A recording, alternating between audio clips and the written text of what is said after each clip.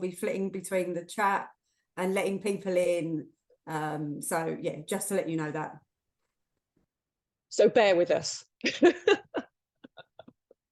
Okay. I'm going to share my screen, Paul, and then we'll just do a little bit of the PowerPoint. 2 seconds.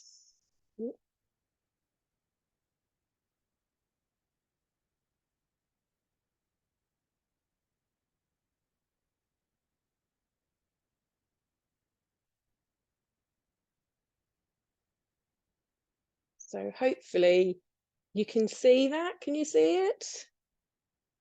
Okay. I'm actually on the slideshow, or I'm on the... No, you're just, you're not in the slideshow yet. It's just...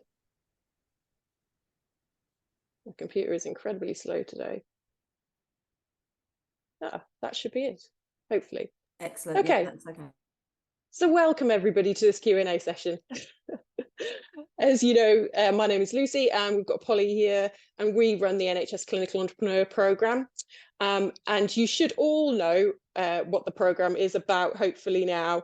But for those who aren't sure, it is basically a workforce development programme. It's 12 months long, and it is for all NHS staff and people who are going into the NHS. So if you're a medical student, to basically learn entrepreneurial skills, and to develop innovations for the benefits of patient and the wider NHS. Okay, so as we've said, it's a 12-month programme. Applications are open now, with cohort 8 actually starting in March. We've got our key application dates there. Hopefully you can see those all. I think we've got somebody with their mics open. If you don't mind muting that, Paul, that would be great. So yeah, applications are open for a month. They close on the 29th of October, and then we have a 2-month sort of review and assessment phase over November and December. Obviously we have quite a busy time in December with holidays and everything like that, and then your outcome will be notified sort of early January, with the programme starting officially on the 6th of March. Okay, let me just, admit somebody, bear with me. Okay, so that's your key dates that you need to look out for, and you need to remember we will not be accepting any applications after the closing date, so please make sure that you do get them in by then. So how to apply? Basically, you need to go to our website, which is www.nhscep.com. Go to the Apply Now page, and you'll see a link there, which says Apply Now. That will take you to our application portal. You need to create an account. You just need your name and a current email address. Please use a current one that you use, not one that you don't use, or an old one, or an incorrect one, because that will be the email address that we will contact you on. Okay, and you just need to set up an account, and you can basically work through the application via this online portal. We don't accept any applications just done on the paper form. You can see the application form actually on our website, but you can't submit it like that. You need to go through the portal. Okay, it's really easy to work through. It's quite self-explanatory. I would say there's a couple of top tips which we're getting to here. Please read the FAQs on the website. They're actually really useful. They give you some information around what you can and can't apply with. You can't apply as a company. You need to apply as an individual. As I said, please use a valid email address. That's really important. We've had a couple of people who haven't, or have misspelt their email addresses in the past, which is a bit of a disaster. Please check you're eligible. So you need to be part of the NHS workforce, or a healthcare student. So that could be a nurse or a midwife, paramedic student, medical student, but you need to be part of the NHS workforce. If you work for a company and you do not work for the NHS, you're not eligible. If you're working, for example, as a GP or pharmacist, you're completely fine. There is a full list of who's eligible on the website. Please keep your answers concise. We don't need lots of jargon. We just need really straightforward answers. There's generally an upper word limit of around 200 per question. You need to make sure you complete all sections. If you don't, your application will be rejected. So just make sure that you do go through all of that and check them. They are all required questions. Anything that isn't required, you know, that's fine. We always mark that as such. The other major top tip is around the video pitch. So this year, It's actually all on the portal. We're not accepting YouTube videos or anything like that. So when you come to that question, please make sure that you've got your mic enabled. We don't want soundless videos. You can re-record your video at any point, so you can re-record it as many times as you want. You can play it back, you can watch it. So that's not a problem at all, but just make sure that you do check those settings, okay? Some other little top tips. There's loads of resources on the website. There is a guide which talks you through every single question and can give you guidance and top tips about what we're really asking for. And also on the actual application form, there is tooltips there which say, you know, like, we're looking for this, basically, please make sure you include it.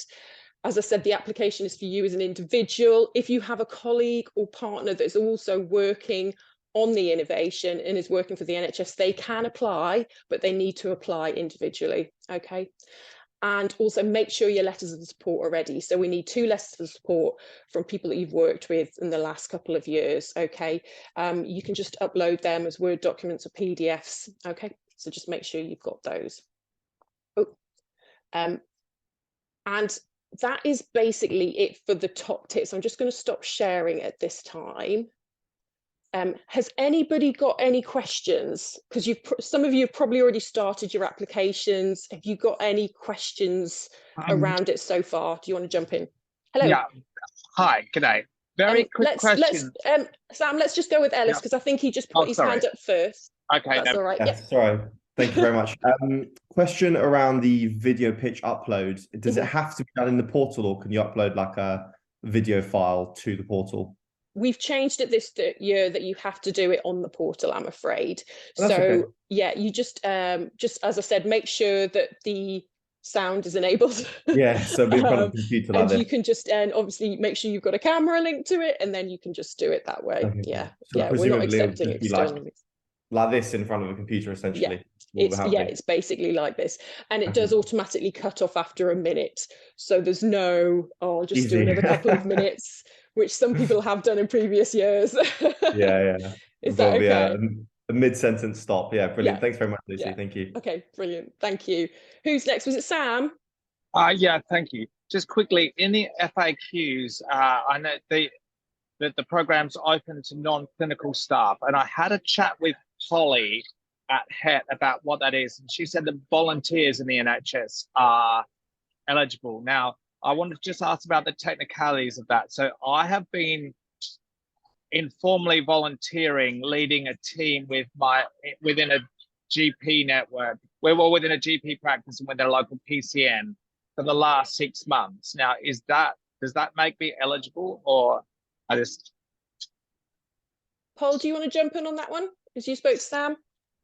Yeah, so we have volunteers are people that work with patient groups, or actually volunteer in hospitals, maybe at reception or things like that. So if you are actually volunteering and it's not a paid role, then I would say that would be eligible, if that's okay. We also accept people that have honorary contracts with NHS Trust as well, so they're working alongside NHS Trust, maybe at universities and things, which Lucy admitted in her eligibility criteria. So who is next? So there's a few questions in the chat, but I'll go to the people that put their hands up. Akshay Kumar, do you want to ask a question? Yeah. Hi, my question is, it was mentioned in the application somewhere that if it is successful, the trust will be notified. So is it trust going to be notified that the person is successful, or are they going to be told the detailed about innovation as well? Because that can cause some friction with trust. So yeah. Oh, what? So what do you mean? What is included in the letter if you're successful? Yeah, so it is mentioned that trusts where you're working would be notified if you're successful. That is okay, but will trust be told about what the innovation is about? No. Because, yeah. We just send a letter saying you've been appointed to the programme, if you're not appointed and you're unsuccessful, there's an opportunity for you to ask for feedback. So what will happen is someone from the senior team will re-look at your application and all of the feedback given, and then we can do you a letter, but that has to be requested. So we don't do that because there's so many of you. We don't do that as a but if you are successful, the trust where you are working will not be told other than the person is successful, isn't it? Not the innovation. There's no details about your innovation. It's just you're just appointed. There's a letter appointing you to the program. Cool. Thank you. Yeah, that puts my mind at peace. Thank you.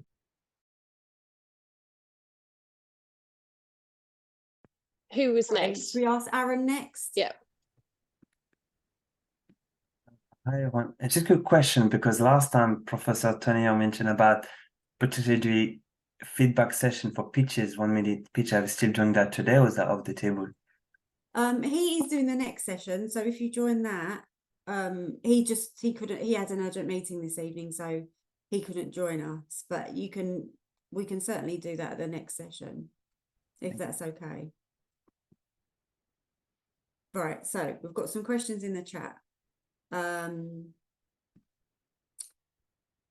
I applied last year but missed the submission deadline by a few minutes. Can I still use the same reference letter I got last year, please? So I would say yes, but I would we need them to be a bit more current than that. So you could use the old letter, but you would need a second current reference or letter of support, if that's okay. So Alice, do you want to ask your question?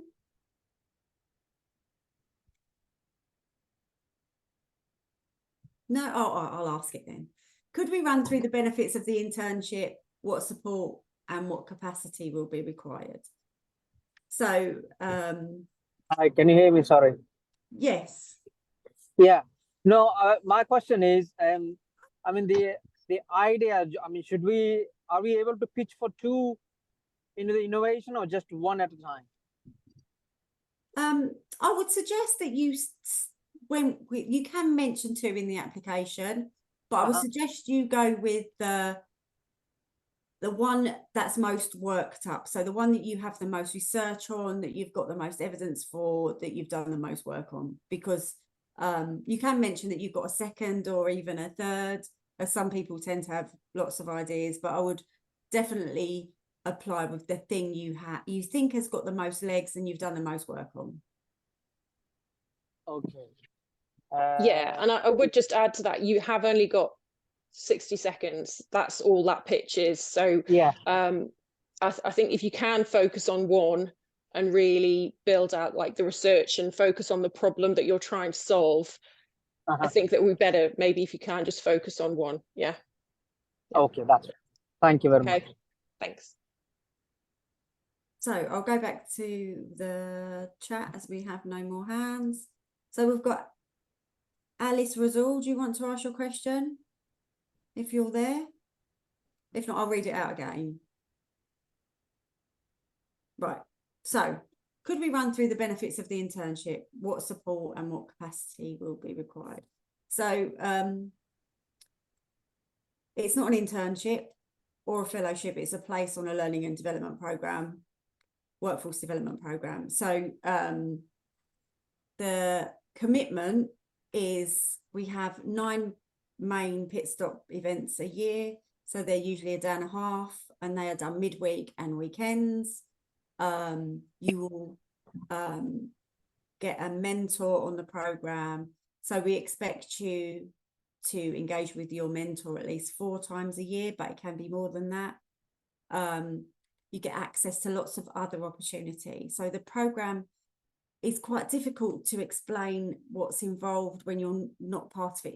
It has a very different feel to normal workforce development or training programs. So alongside the pit stops and the mentoring, you get access to business planning, you get access to one-to-one clinic sessions with experts around regulatory, around finance, around IP. You get access to international trips, conferences, workshops and webinars, industry days. So it's a quite comprehensive offering. Saying that, you don't have to attend everything. So there'll be things that are really relevant for you. There'll be things that are not so relevant for you. There also might be things that you're not quite ready for. So it's a bit of a pick and mix. In terms of support, obviously I've just mentioned all of the support, and there's a lot of one-to-one bespoke support that you can access around that. So I'm not sure if that's what you meant about support, but I've sort of given you an idea of the capacity that you need to invest in the programme. So we ask for, there is a minimum requirement for being part of the programme. So we ask that you attend at least 4 pit stops, and now these are delivered in person and as a blended offering. So you can engage either coming along or watching online, or you can watch after. So we ask that you attend 4 pit stops. All of the pit stops and most of the content is CPD accredited. So I think from pit stops alone, it's like maybe 50 or so CPD points per year. There is also requirements for you to engage with us as a team, so we can collect data from you around your participation and how far along you are with your idea. Yeah, I think that's answered the question. So yeah, we do, as well as offering all of this learning and development and opportunity to you, we ask you to engage in certain ways with us. So we have a couple of hands, and then I'll read out a couple more questions. Fiona, you were first. Hi, Polly. Thank you for this session. It's really helpful. I'm not too sure if my question is really this is the right place for it, but I hope you don't mind me asking anyway. I just have a question around data protection and GDPR compliance. So my innovation would hold some confidential data about patients, like information about that would be on their medical record. Is this something that you've supported other people through the programme to work around and work with? Yes, yeah, we've got there's lots of clinical entrepreneurs that are working on things that would have access to patient data. I don't know if you want to chip in on that, Lucy. Just obviously we're quite a wide network of industry mentors and also mentors from the NHS, including information governance experts as well, who can actually support you around that. So yes, we do have plenty of people who work with that kind of confidential data on their innovations. So you're not alone, Fiona, don't worry. Yeah. Fantastic. Thank you both. Thanks. Sorry, just before we answer the next question, just to reiterate a couple of points, we take none of your IP. What you might need to engage in some trust arrangements, but the Clinical Entrepreneur Programme takes no IP of any clinical entrepreneurs. Also, we have a really huge network, as Lucy said. So we have over 50 partners. Some are NHS Trust, some are industry. We're partnered with IBM and Deloitte as 2 big, large organisations. We have some startups. We have a whole wide range of partners, as well as several hundred mentors that work in industry, the public sector, and in startups. So and academia. So there's a, as I said, as I was trying to explain earlier, it's quite a difficult thing to explain until you're really, or for people to understand until you're really part of it. But it's a huge ecosystem of support and opportunity and people that you'll be able to engage with and network with. So next question. I'm sorry, I won't say your name properly. Nomanthan Sankwa. Sorry, that was a terrible attempt. But what's your question? It's okay. I'm Norma. No, but that's it. Excellent. Yeah. I just want to ask a question from part 2 of the application, which is question 7, where it says main or NHS employer. What's the NHS employer? I understand the main part of it is what I don't understand. Just just your NHS employer just to add that. So if you are employed by the NHS. Yeah. Okay, and Yeah, then what yes. about the main, because it says main or NHS employer? So I'm not employed by the NHS, so that's why So who are you? Oh, you're in. I'm a student. Yeah. Right. Yeah. Just add that. Yeah, that's no problem. Yeah. Okay. All right. Thank you. So I'll go back to the list of questions.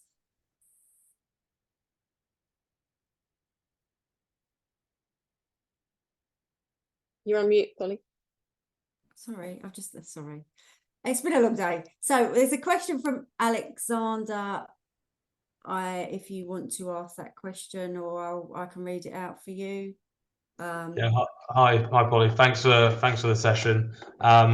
It was just basically to find out a little bit more about the letter of support. I understand you said it could be written by someone that you're currently working with. Just it's a bit of a specific case, just because I've just recently switched roles, so I've only been working with my current, I guess, mentor for the last month or so. So would it be okay to use, I guess, previous mentors in the last year or two? But then also just a little bit about the questions I put down in terms of what advice should we give the recommender in terms of word count, and do they need to be familiar with your idea? If you can just cover a few of those points, that'd be really, really helpful. Do you want me to take this, Paul? So it doesn't have to be massive, Alexander. You can have, yes, you're completely fine with having letters of support or reference letters from people you've worked with in the last couple of years. That's not a problem. The letters are basically going, yes, I would recommend this person to have a space on the NHS Clinical Entrepreneur Programme. I've worked with them for the past couple of years. We actually have a short template on the website as well. So you're more than welcome to use that. And yeah, it can be just a short paragraph just saying that they've worked with you in X capacity and that they would recommend your skills, and this would be of benefit to you. Yeah. Is that helpful? Yeah, that's great. Just to add in, the person doesn't need to know about your innovation or what you're working on. It's really just to evidence to us that you're a person of good professional standing. So that's all it is in a nutshell, really.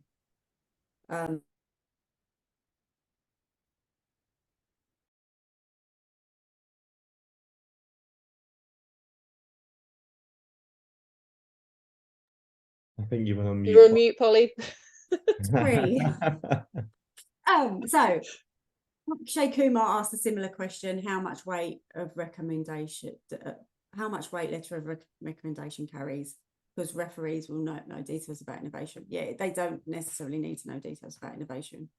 So Alice has put Caroline has asked Lucy, which there is. Just running through the questions on the application form, is there a list of questions elsewhere to prep before submitting? Great, just 2 seconds. I'm just sending it. So there's the list of questions on the application on the website, which you can view. Just below where you can apply, there's all of our frequently asked questions, and there's also basically a guidance pack which talks you through each of those questions, gives you some top tips and things. I've just popped the link in there, which is the Apply Now page. If you go to it, and if you scroll down, there's a video, and just below that, there's the application questions for cohort 8. There's application questions support and guidance document. This is all in blue. There's the letter of support guidance template, and there's the who can apply infographic. So you can see all of those like support materials there. If you scroll down a little bit further as well, we've also got the frequently asked questions there for you as well. Does that help? Is that okay? Yeah, I think. So, yeah, sorry. Sorry, there's quite a few questions still in the chat. So Alice has asked, would you have an example of previous successful applications?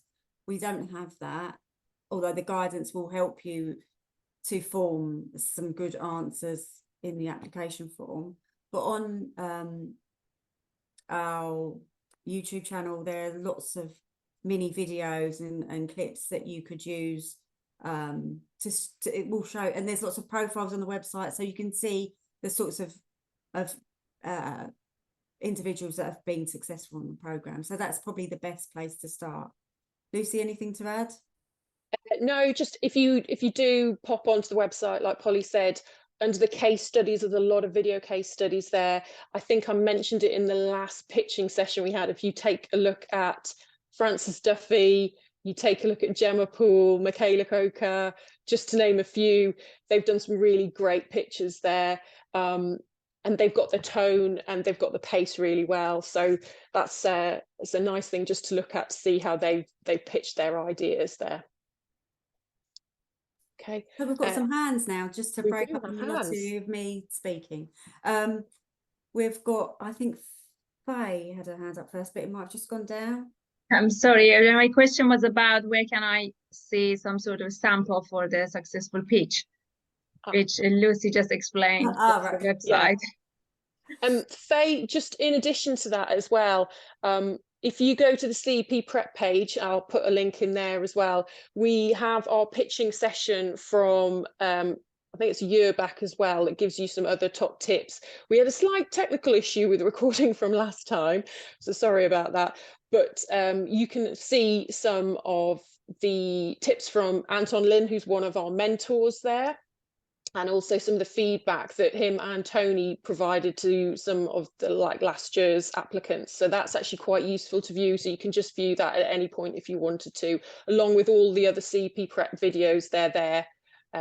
So I hope that's of help as well. Yeah, is the videos all 60 seconds videos for the? No, so the CEP Prep ones are the full video length of that CEP Prep session. So they were about an hour and a half, but you can fast forward if you need to. Yeah, I hope that's of help. Okay. We have Federica. Federica, do you want to open your mic to ask a question? Hi, sorry, I was driving, sorry. Just a quick question. Once we start the application online, can we save it and get back to it another day or another time, or do we have to submit it once we've started it? No, you can, there's an option right at the bottom which has just got save and quit. So if you need to just start it now and pick it up at another point, that's fine. Just make sure you save it regularly. But yeah, that's no problem. You don't have to do it all in one sitting. Okay. Thank you. No problem. And now we have Akshay Kumar.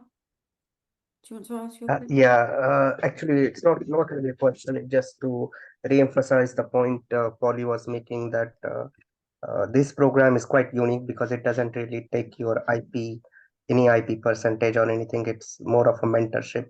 So I guess people someone had questions like, what is intellectual property? It's basically your innovation and who owns how much of it. And I feel it's really good program in which, I think this is the only program which I've come across in NHS, which is very transparent about how it is, presented. And yeah, just wanted to re-emphasize that point. And if you guys want to add something to it. Thank you. Yeah, so I'm not sure about other NHS programs, but yeah, we don't. Your IP is the protection of your secret KFC source. So we help you to protect the I couldn't think of a different way to describe it there. And I love that so much, Polly. Spot on. Yeah, so we have lots of mentors in this space. We offer legal sessions around IP and all sorts of legal matters to help you develop your innovation. And we do one-to-one business IP sessions and group IP sessions, so you can understand the things you might need to do to protect your innovation. But yeah, as I say, your trust there'll be separate issues with your trust, so you'll need to investigate that. Yeah, the trust. So Yeah. my experience, our trust had issues with that, and I think some of people who I spoken with who are working with other trust, they had similar issues. I don't know how other people who are attending now had similar issues, but this program is, I felt quite unique in that sense. And so it's basically it's so good that first that I thought it's too good to be true, but then I then I kind of saw the YouTube thing, and then Tony was actually reiterating the same thing. So yeah, it's kind of like cool. Thanks. Thank you. We've not paid him to say anything nice about us. So the next question is from Caroline. Caroline, do you want to open your mic, or shall I read it out? I was just asking about whether it had to be something for innovation in the NHS. As I understood it, it could be something that you might use privately as well. Mine's it could be either, depending on funding. Yeah, that's fine. It doesn't. I mean, some people aim to use their. We do. So you'll see if you have a look at our website. We have people that are working on a really varied range of different things. So we've got things that are more entrepreneurial, so projects that affect their trusts or their work environment, and then we've got things at the other end of the scale that are really quite commercial, and everything in between. So yeah, that's absolutely fine. So the next question. So Raj, do you want to ask your question?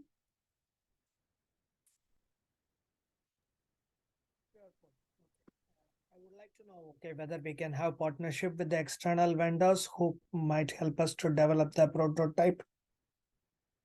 So you're asking if that's possible?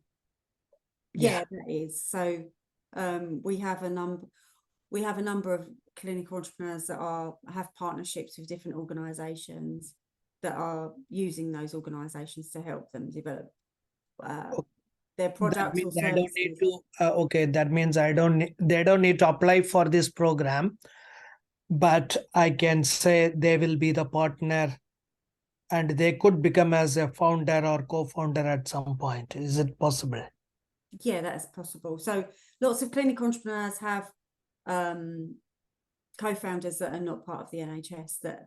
So when you apply as an individual. You're not applying as an innovation, because we're supporting you as an NHS employee rather than you as an innovator, if that makes sense. So, or we don't, as Lucy put on the slides earlier, we don't accept joint applications, and we don't accept applications from teams. Everyone has to apply separately. Okay, thanks, Polly. Sam, do you want to ask your question? Yeah, thanks. I just had a quick look at the template, the letter of recommendation. I had a quick question because I'm in a slightly odd position in that as a volunteer, I've been leading the team of clinicians that I've been working with. So, and it says in a letter, this person worked for me for this time. And so I was not actually, I was leading the team with the clinicians that I've been working with. So the format doesn't quite work. It looks a little bit pedantic question, but I mean, can they? No, that's okay, Sam. You could just put you can ask them to do your reference and say they've been working with you rather than through you. Yeah. Okay. Yeah. Okay. All right. Perfect. Okay. Thank you very much. Next question is from Dawn. Dawn, do you want to ask your question? Hi there. I'm probably asking a question that somebody asked earlier. If I am, I'm sorry. I watched the pit stop earlier on from 2021, and I wondered if the cohort 8 one was going to be made available before the application date. We had a bit of a technical issue with some of that video. I did wonder.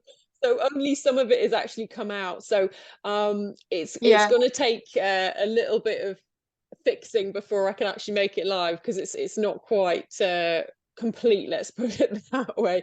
So I'll do my best, Dawn. But no, can I just say I second guessed that, and I just thought, how difficult must it be to edit and get that perfect for everyone? Oh, it's fun. It's so well much done. fun. No, I do appreciate that, but putting that other one on, it was really, really, really grateful for that. Thank you. Yeah, and I would say that one as well, and I was just going to share a few other slides. There's some really great tips around, Anton shares a couple of slides on that one, around pitching and how to pitch and really getting your story across and making sure when you're pitching just for 60 seconds that it's completely relevant, and it is almost like that first day information. If anybody hasn't watched that, I would watch it now. I've put a couple of slides together tonight, but I might just share those afterwards. And it's just around like how you actually, you know, you like your frame of reference, why they should pick you, what difference your innovation is going to make to the world, basically. And it's not about going into a lot of detail or a lot of, you know, not millions of stats and not millions of technical terms, but really just being able to put across like a really clear message about why your innovation or your idea or your project is important. So if you haven't watched that, please do. I think it's really useful. Definitely. Yeah. It's really user friendly, everybody, and it's full of really, really good ideas. Yeah, brilliant. Thanks, Dawn. That's great. All right. I did my pitch this afternoon on the back of that. So yeah. Thanks to Nemo. Yeah. Yes, and that there is the Finding Nemo story, which is actually really useful, it's making your pitch kind of like a human-centered, really, isn't it? It's just yeah. So please do watch that if you haven't already. You'll all run off and watch the Finding Nemo thing. Thank you. Can you please share the link? Yes, of course, Faye. Yeah, I'll get that now. Yeah.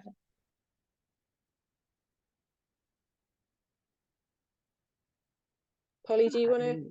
There are no more questions, and it is really important that you have a practice beforehand, because I think I mean, as painful it is to watch yourself speak, as I'm sure I will find if I watch this video back, it's really important to like assess and re-look at what you've done. So like I would recommend you having a practice and just going through it a few times, maybe on even before you record it, just to get the really great points that you're trying to get across. So are there any more questions? So just to add a bit of information around our assessment process, so we're really clear and transparent. We do some initial checking of the application to make sure it's all there. If you're a registered clinician, we check your GMC number, your NMC number, your pharmacy number. I don't know if that's called a PMC, or I don't know, but we check all the numbers, and then you are allocated to assessor. So our assessor pool is quite large, and it's made up of some of our partners, clinicians, industry, and clinical entrepreneurs. So what happens is each application gets an assessor, gets 3 assessors. So they'll have a clinical assessor, they'll have an industry assessor, and a clinical entrepreneur assessor. If you're, for example, a pharmacist or a nurse or midwife, you'll get you'll get a midwife or a pharmacist or a clinical scientist attached to your application. They then go through a quite rigorous assessment process. So the back end of our assessment is quite comprehensive, and then there's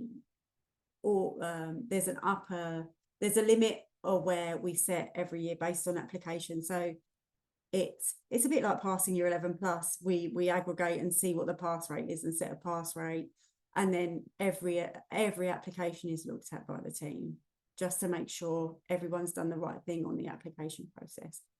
Alongside the assessors, some of them are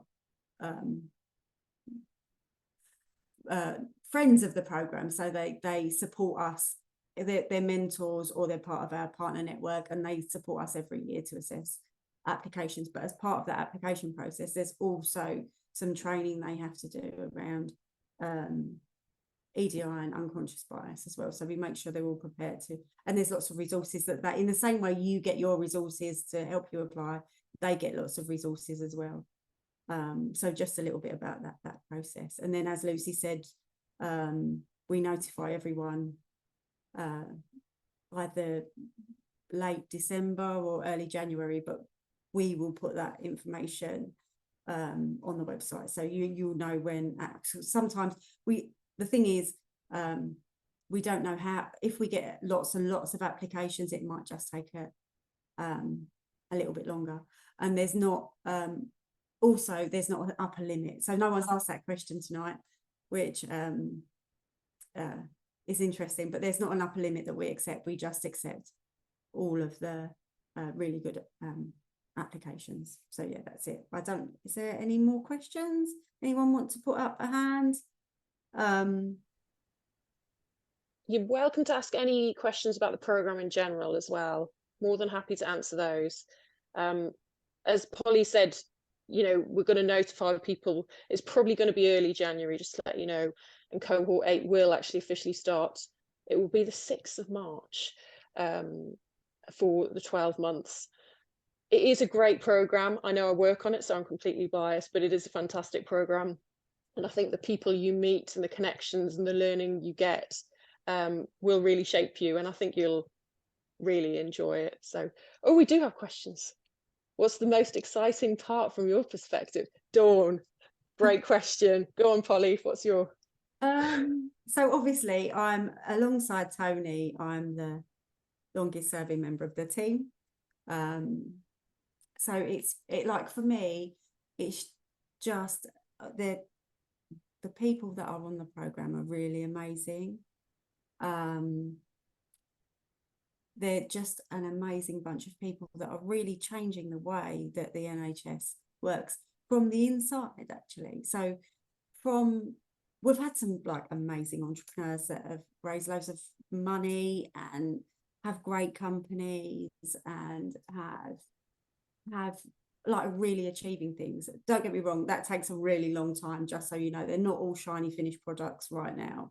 Like there's been the bell curve of the up and down of creating an innovation and all the scars that carries. But also there's an enormous amount of people that are retained within the NHS that go on to do really amazing things in their workplace.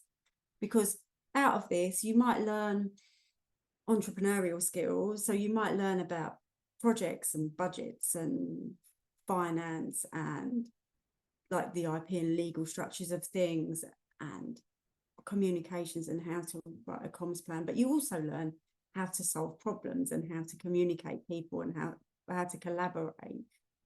And that is, I see firsthand from doing this for quite a while that goes a really long way in the workplace as well. So yeah, it is amazing. We teach you loads of really interesting things, but like the best part of it is the people that are on it.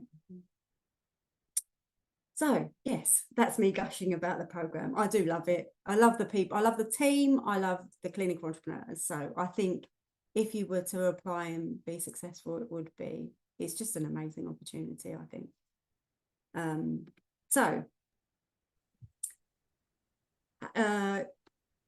Caroline asked how many places. So there's not an upper limit of places, Caroline. We just accept all of the really good applications. And as I said earlier, if you're not successful, please don't see it as a negative. We just ask for feedback and reapply. We've had lots and lots of people that have not been successful the first time around, and they've reapplied and they've been successful. So see it's a learning opportunity rather than a failure. Solar, who do you think this programme is not for? I'm not sure about that question, Lucy. I think this programme, you get out what you put in with this programme. We don't spoon feed people. We don't. So I think if you're really passionate about the problem you're trying to solve, your project, your idea, I think you'll get a lot out of it. You've kind of got to embrace it, I would say, and just dive in. There are some fantastic people you'll meet. There's some fantastic connections. And I've seen, I mean, I've only been on the program a couple of years, but I've seen people really change and I think gain a lot of confidence just through the program, through their mentors, through the opportunities they've had. You know, sometimes people be like working with, you know, partners at IBM and things like that. So I think you have to go for it. If you're going to go for this program, you kind of have to jump in with both feet and just go, oh, I'm really going to put everything I can into it. I realized that some people have lots of other commitments, jobs and family and so on and so forth. We do try and make it as accessible as possible. So, you know, as Polly said, all of the pit stops are recorded and they're streamed via Zoom, so you can watch them at home if you can't attend in person. But yeah, I just think you have to really go for it if you want to apply. What do you think, Paul? Have you got anything else to add to that one? Yeah. You've muted yourself. Sorry.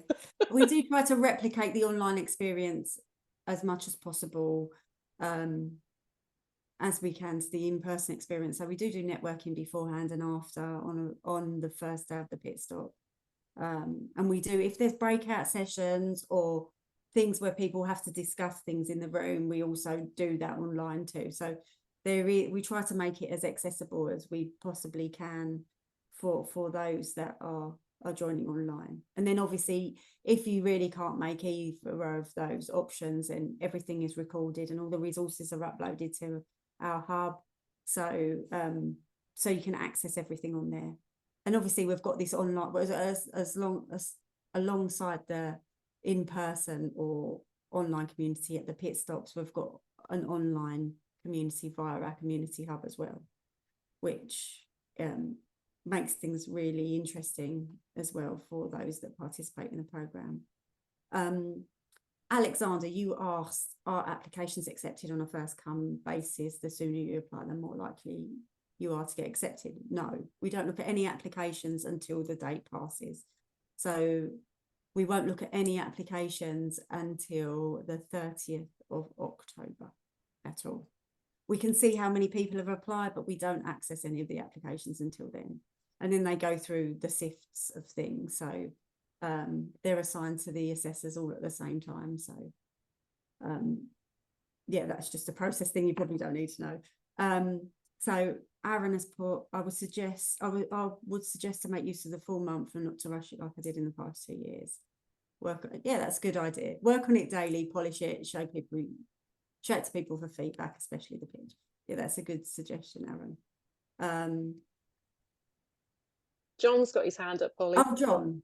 Go on, John. Yeah, hi, thanks for the session. I suppose just prompted by Aaron's comment there, I wonder if you could talk a little bit about what are the major reasons or themes that you've noticed over the years that you find yourself rejecting applicants or applications for, to give us some pointers of what to avoid. I'm doing quite a bit of work on this at the moment, so going through all our old feedback and unsuccessful applications, and there are themes that come through that, but that, like, that document will get posted to the website soon, but there are some themes. So people don't generally do enough research around their innovation. So it doesn't have to be like, use your knowledge of the sector, Google it, you know, like check online, read around it, you know, like, so make sure you understand, because for example, you might apply with an idea that's already been done, and that's fine, but you might have a completely different slant about how you're going to do it. There might be different elements involved, there might be different groups of customers or users. So yeah, think about differentiating your idea if it is existing, because nothing is completely new anyway.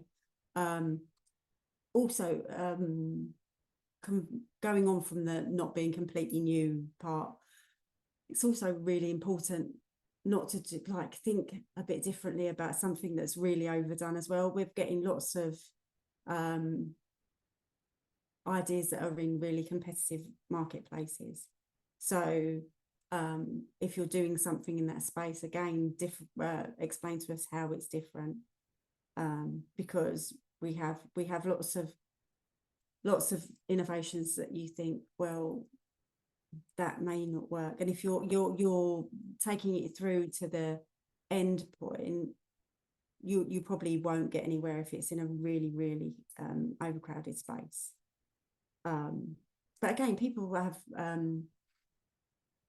come to us with things that are in a overcrowded space and like pitch something that is completely a pivot on that, or a different audience, or whatever that might be. So there's that, the research thing. Some people don't fill in the application form properly at all and don't fill in every box, and then that's rejected. So just, as Lucy said, make sure you fill with the application form in. I would say there's a box on there saying, why do you want to join the programme? So please be really honest about what you want to join why you want to join the programme, and maybe add a bit about what you can contribute back to the community. So there might be things around, like, I'm really passionate about entrepreneurship and I've done lots of projects at the hospital where I work, and I think I've got some knowledge that I could contribute back to the community. It might be that, for example. It doesn't have to be that, it could be something similar to that. Lucy, do you have anything to add? No, I think the main one for me is people really understanding the problem that they're trying to solve, and whether if it's just their problem and they haven't maybe looked wider and they haven't done the research, they haven't done a simple maybe Google search or a quick survey.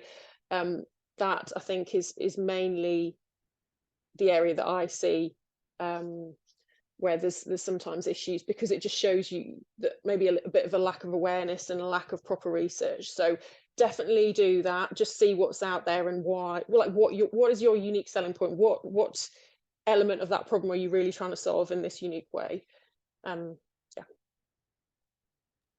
you. That was very helpful. Thanks. Also, to add, it's just sometimes we really like ambition, but sometimes ideas are big, really big ideas. So when we're presented with really big ideas, or any idea, it's really important for us to understand that you understand about the execution of that idea. So maybe even they're just small steps of how you plan to get going on this, because obviously you evidencing to us that you know how to proceed in some way with this idea. I know if you're successful in the programme, we will help you with that, but it's about how you plan to proceed with the idea, and actually if the idea is going to be sustainable. So if you plan something that you think, like, think about your business model and your model of delivery and model of execution, and if it's going to be a sustainable one. So that's really important as well. Use that lean canvas exercise. Use it. Yeah. And have a look at customer validation exercises. Like, the lean canvas is a really good place to start, but have a look around customer validation or user validation and see if that can help you as well. Because the more evidence you provide to us that you understand that problem and you've got a plan, even if it's just an idea, there's lots of people that are on the programme just with ideas, but it's understanding that you've got a problem and a plan that you want to solve, and you've got, like, where you're heading. Cool. So who's got the next question? John, was that everything that you needed? You happy with that? Yes, thank you. That's great. Thanks very much. Awesome.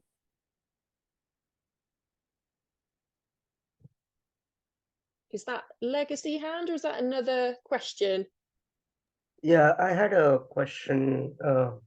You were telling, like, how much detail you have to put, because Because I feel like I might end up putting too much technical detail in it. Like, where should we balance the application? Like, is it okay to put statistics, or you think it should be kept? Because I did not know who was evaluating it, but now, as Polly mentioned, they are going to be expert in the field. So is it okay to include the statistics, and if there have been any studies we have done and something like that? Where do you think we should balance the application, at how much detail it should be? I think if it's going to really add to your application, please do include some of that detail, but you do have really limited,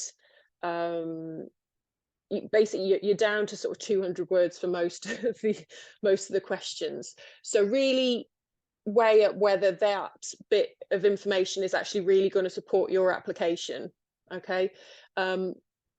If it's a great pitch and a great application, it might not necessarily need a load of stats. It might just be one or two that you want to pull out just to prove that actually, I don't know, if it's something to do with, I don't know, liver disease or something, that there's a key stat and this is why you're actually trying to find a solution. Do you know what I mean? So yeah, I would just weigh that up carefully. Because as well, some of the assessors aren't necessarily going to be from, they're not all going to have an NHS background. Some of them are going to be from industry. So it needs to be clear for them to understand what you're actually saying as well. So think, you know, if you're pitching from maybe somebody not in your organisation and your background, you know, you need to be able to pitch that kind of idea really clearly to anybody. And that's what we're asking for here, I would say. Does that make sense? Yeah. As I also mentioned earlier, we don't need your secret recipe. So we don't need the nuts and bolts of all that, just an outline of your plan or what your innovation looks like. Because we tend, as much as we don't need that detail. So we don't need the nuts and bolts of how something's going to work. I think we've got some. Yeah. Yeah, and also I think in the application it asks that whether you have a website and things like that. How much weightage does that have? If you have it, does it help in that execution part, or it tells you that we are serious about it and stuff?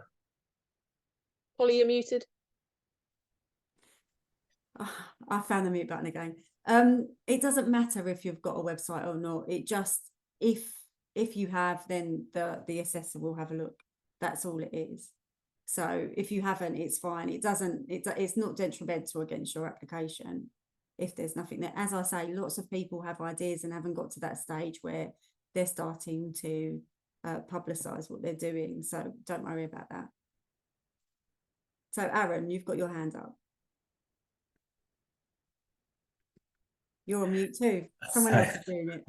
You know, for question 11, when it says to paste the link of your website or innovation, are we allowed to put more than one link, or is it just one link only? Yeah, it's just one. Yeah. And as a follow-up to that, can it be like a link tree to the other links? They won't follow that through. We've got, you know, just one link would be great. If it's straight to website, that's great, but they won't, you know, the assessors won't go through to various links, you know. Yeah, nice try though. We had some like, obviously you have to upload CVs and things, don't you, to the application, and we did have some odd links last year that people couldn't access properly. So if they can't access it, they won't look. So just be aware of that. Try just keep it as simple as you can, if that's possible. Faye, you've got a question. Hi, sorry. It's probably a little bit of cheating question. I'm interested to know how many applications in the last 2 or 3 years you had, and how many application has been successful. Just average. I know it's difficult to say. How many people applied and how many had gone through? Do you want me to answer that? We had around 400 last year, and it was 197 went through. Yeah. So generally it looks and this is not engineered in any way, but it looks it's about 40% are successful, and that's just anecdotal evidence over the last number of years. So 40% successful or unsuccessful? Successful. Oh, I mean, last year was a bit more than that, but on average, it's around 40%. We've got some questions in the chat. Mohammed, you can wear a suit if you would like to wear a suit for your pitch. That's not a problem.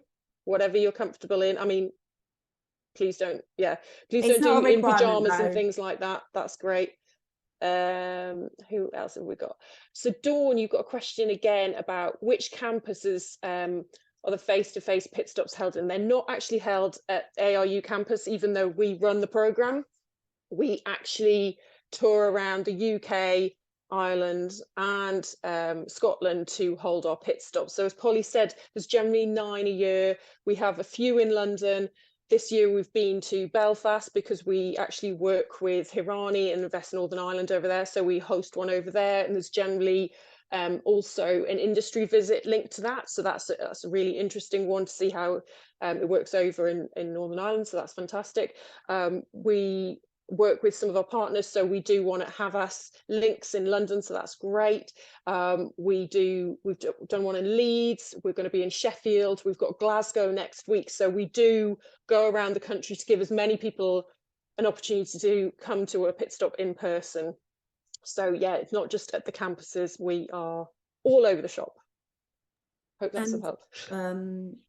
Yeah, so as a national programme, we do go around the country to enable access to people that don't just live in London. We do have some in London though.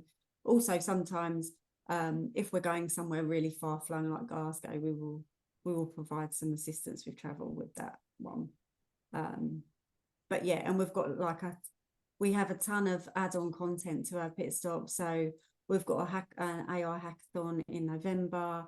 We had a hackathon in Leeds with a company called Air Innovate. We've been to a pharma company in Belfast. We're going to a medicines manufacturing plant when we go to Glasgow. So it won't all be the same every year. It all depends on what our partner network can help us with. But yeah, it is quite an interesting. It will be an interesting and quite a broad experience for you all. Is there any other questions? We're running over slightly. We are. Any other questions, anybody? Does anybody want to pop their hand up? Anything in general? No? All quiet. I think we've covered all the questions in the chat. I think we have. If you have any questions after this session, if something comes to mind, just email the inbox cep@aru.ac.uk. Good luck with everything. Good luck with your application. The application's closed on the 29th, so there's another Q&A. That one will probably be with Tony Young, which I think is the 15th? 19th. Yeah. So yeah, if you want to join that, it's always quite helpful, or watch that again, because you sometimes get some different questions that you didn't know you need to ask. But there's lots of information on the FAQs, and as I say, if there's any problems you encounter, any questions you might have, just ask. Even if you think it's there's not such a thing as a stupid question, but yeah, any questions, just point them to our inbox and we'll reply to you really quickly as well. So yeah, thank you all for your time this evening. It's been really interesting to meet you all. And yeah, good luck with the application. Best of luck. Just to add, I will share the slides, which actually includes some of those pitching tips, which I didn't get to show you tonight, but hopefully they'll be quite useful for you. And as Polly said, any other questions, just let us know. Thanks. See you, everyone. Thanks, Bye. everybody. Thank you so much. Bye-bye. Take care. Bye.